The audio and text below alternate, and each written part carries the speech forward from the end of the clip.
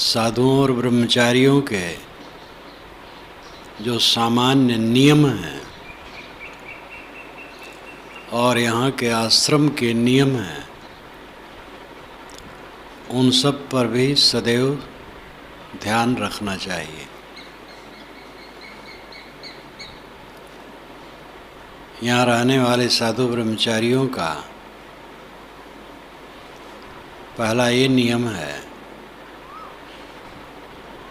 कि वे किसी के घर बैठने न जाएं। गृहस्थ लोग आते हैं, उनसे प्रेम हो जाता है, कोई कहता है साहब हमारे घर आ जाइए। किसी के घर जाने की ज़रूरत नहीं।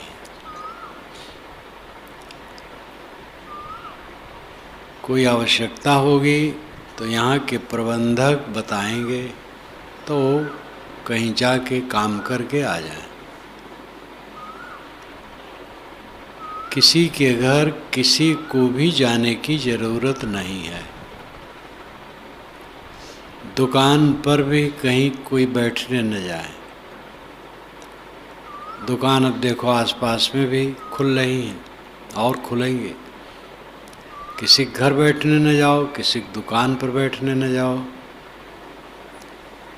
सौदा लेना हो ले लो, चल दो।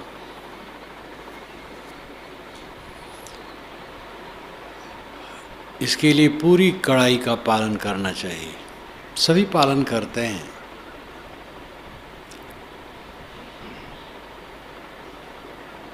घूमना, कुछ बूढ़े बुजुर्ग सुबह शाम बाहर सड़कों में भी घूमने चले जाएं। बाकी लोगों को तो यहाँ अंदर सब घूमने के लिए खूब है, सड़क है, खूब घूम ले। मैं तो सुबह शाम यही घूमता हूँ। घूमने की जगह कम नहीं। घूमने की छोटी छोटी जगहों में भी घूम लिया जाता है। साधुओं के आश्रम होते थे तो उनके सामने थोड़ी थोड़ी जगह घूमने के लिए चक्रमण भूमि रखी जाती थी। तो थोड़ा सा, एक बिस्सा, दो बिस्सा, आधा बिस्सा, जहाँ जैसे है उसी में वो घूम लेते थे। और यहाँ तो बहुत बड़ी फील्ड है, इसलिए घूमने के लिए भी आश्रम के अंदर जगह बहुत काफ़ी है। समय जितना सेवा से निकले स्वाध्याय में लगाओ। यहाँ कोई खेतीबाड़ी नहीं, आश्रम मात्र है। आश्रम में फूल फुलवारी है, कभी कभी उसमें काम करना होता है और बाकी छुट्टी छुट्टी है। झाड़ू पोछा लगा लिए, भोजन बना लिए, खा लिए, सामान्य काम कर लिए और छुट्टी है। अध्ययन करो। विशेष काम आता वही अधिवेशन के समय। खूब व्यस्तता हो जाती है थोड़े दिन के लिए। कुछ निर्माण माड़ होता है तो उसमें कुछ कुछ काम होता है, बाकी सब समय छुट्टी। सामान्य आश्रम के काम करके अध्ययन में खूब मन लगाओ। कभी भी निष्क्रिय होके न बैठो। रात में सो लो 5-6 घंटे। दोपहर में भी 1 घंटा विश्राम के लिए समय है। कोई सोना चाहे सो ले, ना सोना चाहे ना सोए। दिन में विश्राम कर ले। बाकी जो नियम हैं अमनिया करने का काम, उसमें सब पहुंच जाओ। कभी कभी कटहल की सब्जी बनती है, तो कटहल के बीज से छिलके निकाल दो। वो कठोर होता है, खाते समय निकालने में सबको परेशानी होती है। इसलिए कटहल की सब्जी बनाना हो तो और लोगों को बटोर लो अमनिया के लिए और उसके छिलके निकाल दो। छोटे छोटे काम में चुस्ती रखो, ढील ढाल न हो। अमनिया की घंटी लगी, पहुंच जाओ। जहाँ जिनकी ड्यूटी है उसमें कोई ढील न, कोई ढील रहते भी नहीं।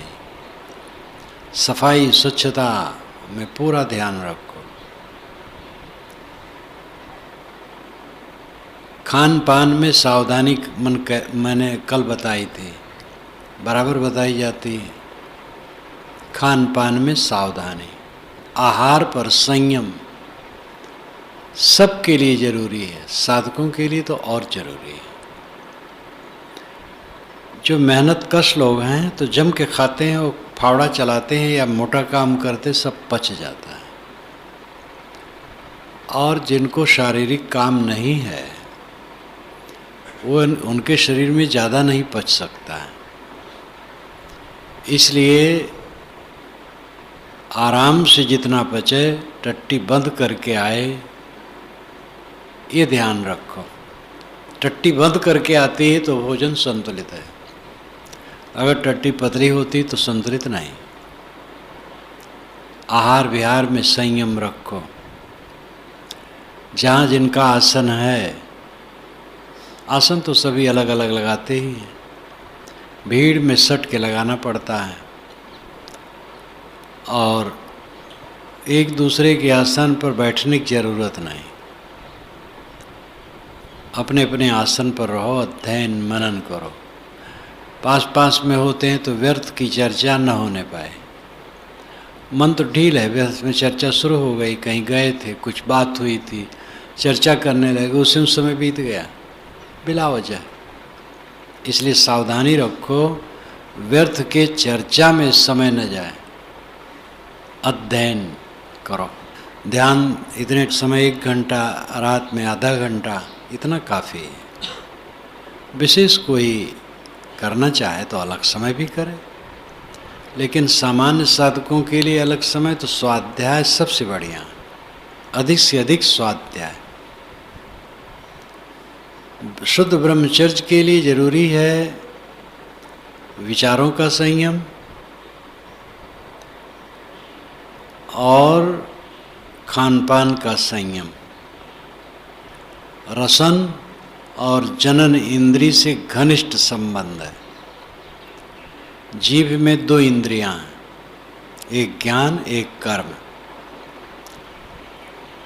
जीव कर्म इंद्री है, इसे स्वाद का ग्रहण होता है, लेकिन ये वाक इंद्री भी है, यहाँ से बोला जाता है।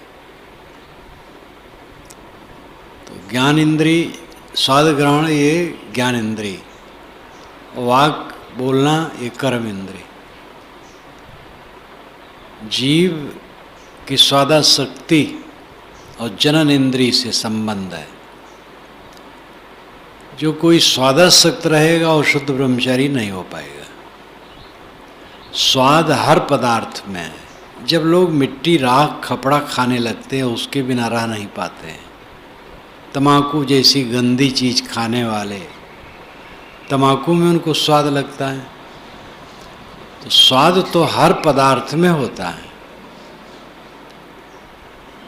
मिठाई ही में स्वाद नहीं होता है, मिर्चा में भी स्वाद होता है। कितने लोग तो मिठाई न पाए कोई है, मिर्चा बिना तो भोजन नहीं चलेगा।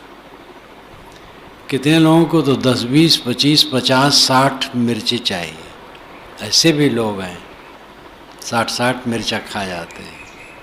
तो स्वाद तो हर वस्तु में है। भोजन ग्रहण में स्वाद की आसक्ति न बने, कहीं भी अपना मन बंधे ना स्वाद में कि ये चीज़ मिले तो खाऊं। स्वादासक्ति को एकदम जीतो। जो सात्विक भोजन यहाँ बनता है, इसमें दृढ़ता और अस्थायित्व है, और इसको स्थिर रखना चाहिए साधुओं को। मैं तो आया और गया, यहाँ कुछ समय रहता हूँ, बाकी जो लोग रहते हैं वो इस भाव में निष्ठा रखें।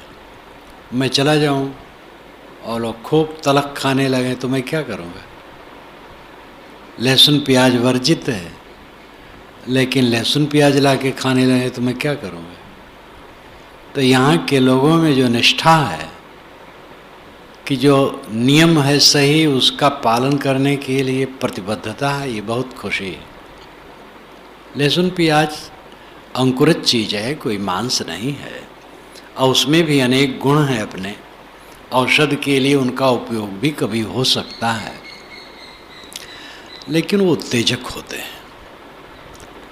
गंध अलग है, तीव्र गंध, और उत्तेजक होते हैं। इसलिए साधक को लहसुन प्याज नहीं खाना चाहिए, मिर्चा भी नहीं खाना चाहिए। अब कभी छठे चमासे कोई थोड़ा मिर्चा कुपुट लिया दांत में तो कोई नुकसान नहीं करेगा। अब अगर कोई ज़्यादा खाता है, बराबर खाता है, तो नुकसानदेह। आम की खटाई कभी कभार मानो जीभ पर जरा से कोई लगा लिया तो कोई ऐसी बात नहीं, लेकिन अगर आम की खटाई कोई बराबर खाएगा नुकसानदेह है। खटाई में आंवला और नींबू ये गुणकारी हैं। इनका सेवन कभी हो वो भी संयम से होना चाहिए। एक सज्जन तो बस नींबू बहुत गुणकारी है, 8 नींबू एक दिन खाने लगे और उसका रस लेने लगे, तो जो उनका भयंकर नुकसान हुआ। धातु 6 बूढ़े थे, धातु 6 से इतना परेशान हुए तो बताएं मुझे, बहुत दिन की पुरानी घटना है, 30 वर्ष पुरानी हो गई और 40 हो गई होगी। तो हमने कहा तुम बूढ़े हो और धातु 6 तुम्हारा ऐसे कैसे हो गया। कहे महाराज क्या करूं, नींबू में लोग गुण बताए तो मैं सोचा गुण है तो ज़्यादा खाने से और गुण बढ़ेगा तो 8 नींबू, क्योंकि नींबू का पेड़ हमारे यहाँ और खूब नींबू, तो 8 नींबू का रस दिन भर में उनके गजब हो गए। तो गुण है तो गुण संतुलित सेवन से गुण होता, नहीं तो ही दोष हो जाता है। खान पान में संयम की महती आवश्यकता। ये विश्वास नहीं होता है कि अगर थोड़ा और नहीं खाऊंगा तो भूख ज़्यादा लग जाएगी, तो और लाओ एक रोटी खा ले, बस तब उसमें गड़बड़ होता है। ये सोचो ज़्यादा ना हो जाए, भूख लग जाएगी तो अच्छा, भूख लगना बहुत बढ़िया, भूख न लगना गलत है।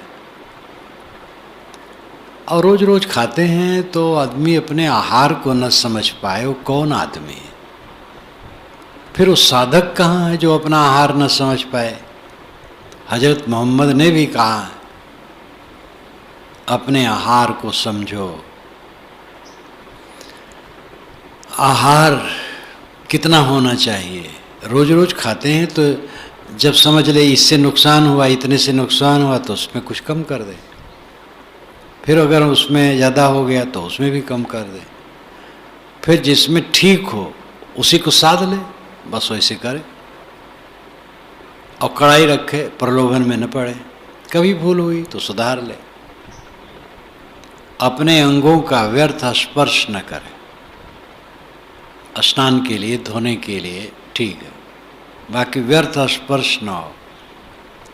दूसरे से अंग स्पर्श कराने की चेष्टा न करें। देह मर्दन, हाथ पैर दबवाने की आदत ये नहीं होनी चाहिए। आदत नहीं, करवानी ही नहीं चाहिए। जोधपुर, कोई मुझे भी याद है, जैसलमेर से भी आगे करीब 60-70 किलोमीटर पर मेरा कार्यक्रम था।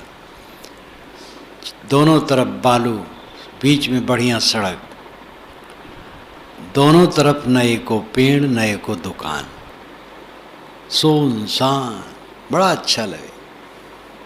एक कुत्ता भी दौड़ता हुआ नहीं दिखाई दे। दूर दूर छोटे छोटे गांव, 2-4 घर के, उसमें भी आदमी नहीं दिखते थे। काम उम से इधर उधर रहते हैं। जब लौटा तो वहीं से रिजर्वेशन था जैसलमेर से, तो उसमें प्लेटफार्म स्वच्छ, आदमी कम, गाड़ी स्वच्छ आके खड़ी हुई, उसमें गए, लेट गए। एक कोई सज्जन आए, पढ़े लिखे पंडित जी थे, कौन थे, बात करने लगे, बस मेरा पैर दबाने लिए मैं लेटा था। मैंने कहा भाई मैं पैर नहीं दबाता हूँ। अरे महाराज मैंने कहा इस पूछ लो, हमारे पास 30-30 बरस के जो साधु उनसे पूछ लो, मैं पैर नहीं दबाता हूँ।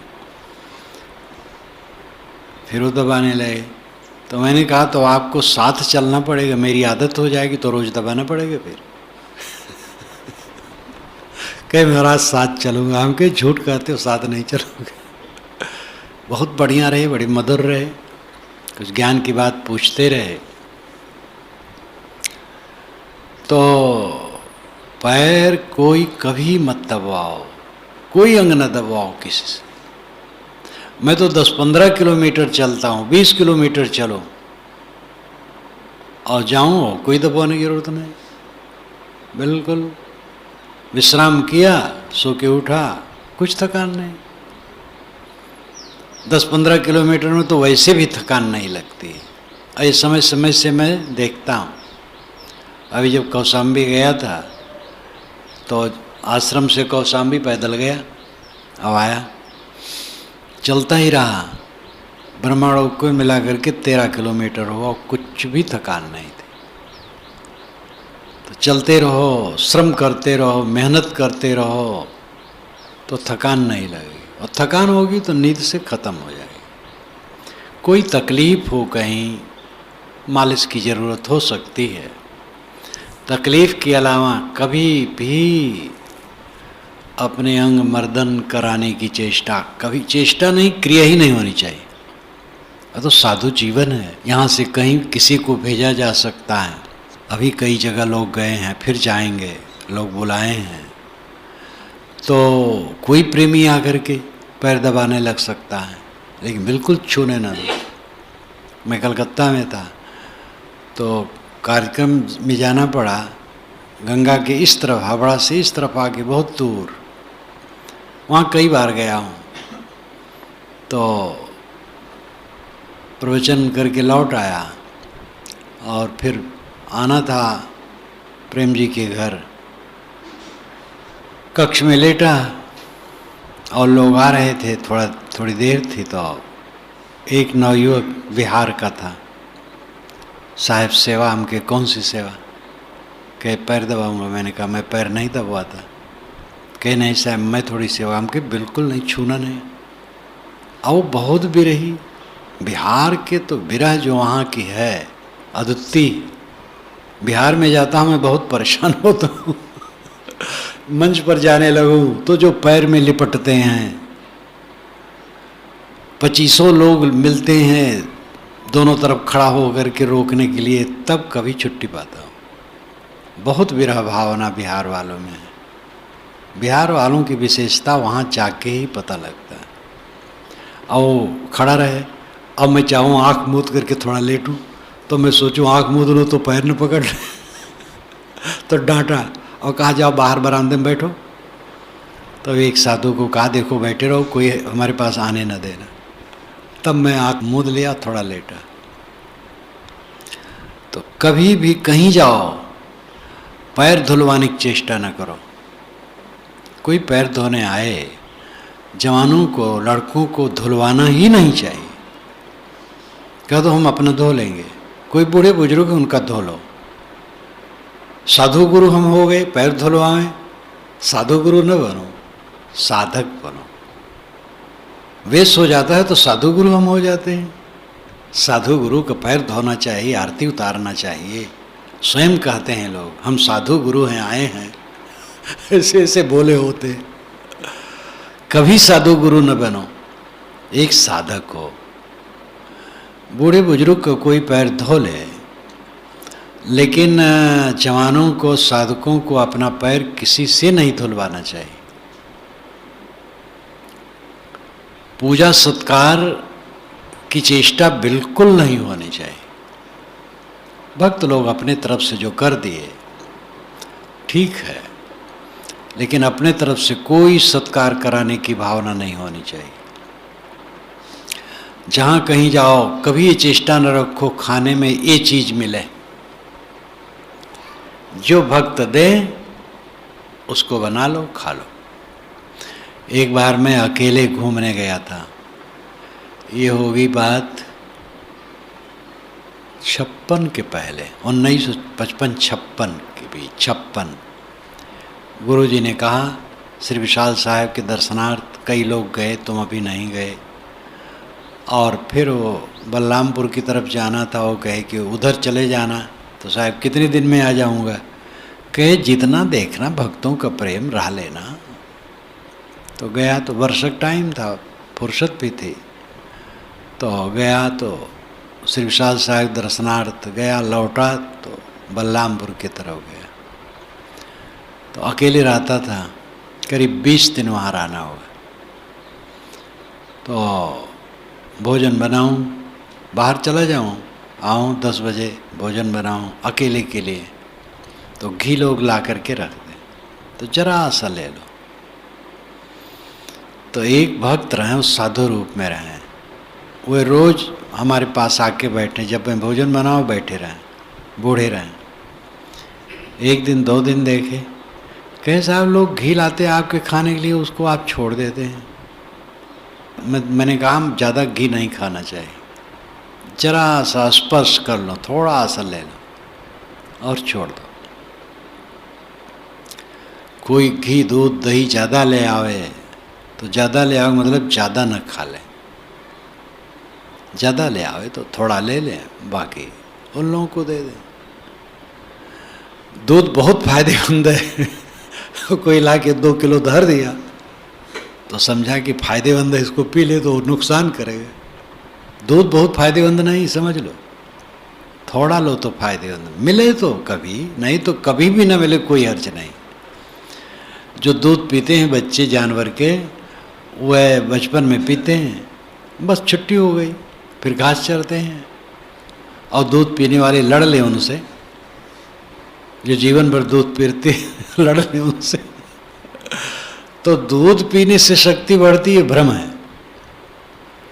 हाँ, आदमी चतुर है, जानवरों को पाल करके उससे दूध लिया, और दूध लेना बुरा नहीं, लेकिन मादा को और बच्चे को ठीक से रखना चाहिए, उनका पेट भरना चाहिए। तो दूध दही घी ये कोई बहुत बढ़िया चीज़ नहीं है कि खाओ तो अमृत है, मिले थोड़ा खा लो। प्रलोभन में कहीं न पड़ो। किसी भक्त से कभी जाना हो तो कोई कामना न करो, वस्त्र की, कोई चीज़ की, रुपए पैसे की, अमुक चीज़ खान पान की, कोई कामना न करो। जो मिले उतने में संतुष्ट, बल्कि त्याग उसमें भी छोड़ दो जो छोड़ने लायक है। तुम्हारी शक्ति त्याग में जब बढ़ेगी तब अंतर्मुख होगे। और जो लालची होगा, पैसा चाहेगा, और भगत क्या हैं, इतने पैसा पूजा चढ़ाए, वो साधु होगा।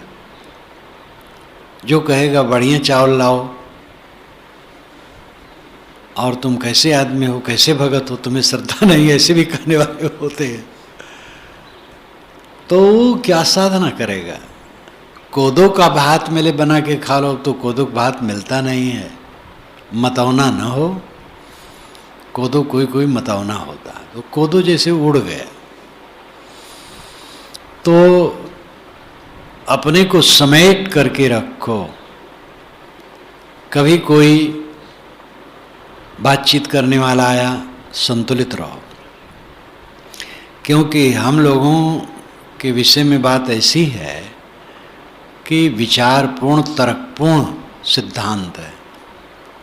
तो इसको सुन देख कर लोगों के मन में होता है, ये कैसे, ये कैसे, इतनी परंपरा मानती, आप कैसे नहीं मानते। तो उनसे शांत से बात की जाए, प्रेम से बात की जाए, उलझा न जाए। वे भले उलझें लेकिन स्वयं न उलझे। तो धीरे धीरे जिनको समझना होगा समझेंगे, तामस में न आवे। चलते समय ट्रेन में बैठना है, हमारा रिजर्वेशन है, वहाँ आकर के कोई बैठा, अपना सामान भर दिया है, तो प्रेम से कहें, लड़ करके हमारा हक है ये न कहें। 4 घंटे की बात है, क्या हक है, प्रेम से कहें। अगर वे नहीं छोड़ते हैं, एक किनारे बैठ जाए, फिर स्वयं दया करेंगे। गत वर्ष में जब रिजर्वेशन था मेरा, गुजरात जा रहा था, तो मेरे लिए गर्मी में एसी में कर देते हैं और मुझे पसंद नहीं आता। जहाँ सब साधु रहते हैं वहीं पसंद आता है। और यात्रा में मुझे सिर में ही गर्मी आती है, उसी के कारण मैं भी सह लेता हूँ। एक गर्मी भर और बाकी तो एक साथ चलता हूँ। ज़्यादा गर्मी होती है तब एसी में 2-3 कर देते हैं कुछ दिनों से, और वो अच्छा नहीं लगता है, लेकिन सिर में गर्मी बढ़ जाने के कारण नहीं बढ़ती, उसमें नहीं बढ़ती है तो सह लेता हूँ। तो रहा उसमें, और संत दूसरे में थे, तो वहाँ पर गुजरात वालों का रिजर्वेशन था। एक सज्जन थे जिनकी उम्र मेरे से ज़्यादा थी और सामान दोनों तरफ रखे रहे। तो हमारे साधु कहे आप अपनी तरफ हटा लीजिए। कहे नहीं, बस जहाँ है वहीं रहेगा। तो ये कहे कि अटैची है आपकी, अपने तरफ कर। कहे नहीं, हमारी उधर रहेगी, इधर रहेगी। महा आकड़बाज। वो अहमदाबाद के तरफ का था। और फिर अपने को अंत में पंडित भी बताया। तो मैंने कहा ठीक है ठीक है। वो बनाया, कहे नहीं, मैंने कहा आपका, मैं पहुंच गया, आपका है, मेरा कुछ इसमें नहीं। बैठ गया। अब उसके बाद वो बहुत ठंडा हुआ और मेरा रिजर्वेशन दोनों तरफ रहा, उसका ऊपर रहा। तो वो समझा गलत हो गया तो उठ पड़ा, बाथरूम के बहाने चला गया। तब मैंने कहा कि आसन उधर भी लगा लो। लगा लिए, दोनों तरफ लगा लिए। फिर आए तो एक तरफ बैठ गए। अब स्वयं वो गलान किए, तो जिधर से अटैची उठाने कही गई थी उठा के दूसरे तरफ कर ली। फिर देखा कि वो चलते समय पूरे यात्रा में रहे, अभिमानी आदमी थे लेकिन नरम हो गए थे। अभिमान का स्वभाव दिखाई देता था। हर तरफ होते हैं, हर जगह होते हैं, सब प्रकार होते हैं। यात्रा में ऐसे मिलते हैं, जहाँ तुम बुलाए गए हो वहाँ तो जो आएंगे आदर से मिलेंगे। अब यात्रा में कौन है? तुम यात्री हो, यात्री क्या समझते? तो कभी उलझो ना, विवाद न करो, झुक जाओ। आपका है, मेरा नहीं। एक किनारे बैठ जाओ, सह लो, फिर स्वयं ढीले होंगे। अपरिचित आदमी से बात न उठाओ। मेरा रिजर्वेशन इधर से था। एक बार दिल्ली जा रहा था तो कार्यक्रम था, कौन जगह थी सर? ऊंचा हार से आगे इस तरफ, लखनऊ की तरफ, उन्नाव की तरफ। तो वहाँ से रिजर्वेशन था। लखनऊ से गाड़ी आई, बैठा। बहुत से लोग बैठे थे रिजर्वेशन में। लोग कहें सब लखनऊ पहुँचेंगे, उतर जाएंगे। तो कई लोग बैठे, लड़के बैठे, लड़के मजाक कर रहे हैं, हंसी कर रहे हैं। कुछ मुस्लिम लड़के थे, वो मुस्लिम से मतलब नहीं था, वो तो लड़के, सब लड़के, लेकिन मुस्लिम लड़के थे। वो एक लड़का मजाक कर रहा है, कभी कुछ कर रहा है। हम लोगों को देख करके मैंने अपने साधुओं से कहा शांत। उधर एक दूसरे प्रौढ़ सज्जन थे, वो हिंदू थे। महाराज आप लोग तो निर्गुण मानते हैं ना? मैंने कहा हाँ। निर्गुण सगुण की क्या व्याख्या है? मैंने कहा शांत रहे, बस इसे कर दे, बोला भी नहीं, शांत रहा। अब उधर गाड़ी नज़दीक आने लगी तो जो वो लड़कों में एक जो सीनियर था तो कहे अपने लड़कों साथों, सबकी उम्र 25 से ऊपर रही, 25-30 के अंदर। महाराज जी से हम लोगों ने कुछ सीखा। देखो महाराज जी एकदम शांत है।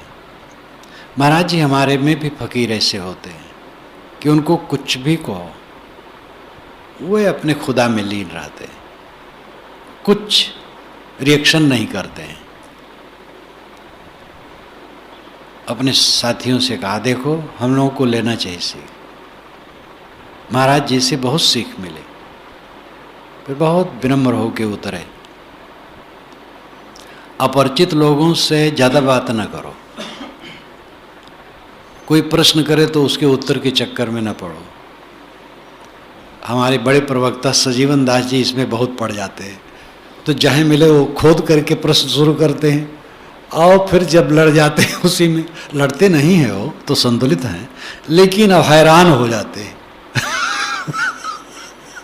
क्योंकि अगला आदमी समझना नहीं चाहता है, तुम समझा रहे हो, क्या समझेगा। बस में, ट्रेन में, कहीं भी सत्संग नहीं उठाना चाहिए, मौन, शांत। अपरिचित लोगों में मौन रहना चाहिए। कोई आदमी सुसभ्य मिले, बातचीत देखो नम्र है, 2-4 बात कर लो। सब जगह अपने को समेट करके रखने की चेष्टा करो। सह लेना और आहार विहार में संतुलित रहना, निष्काम रहना, अंतर्मुख रहना, ये सब साधुता के लक्षण हैं।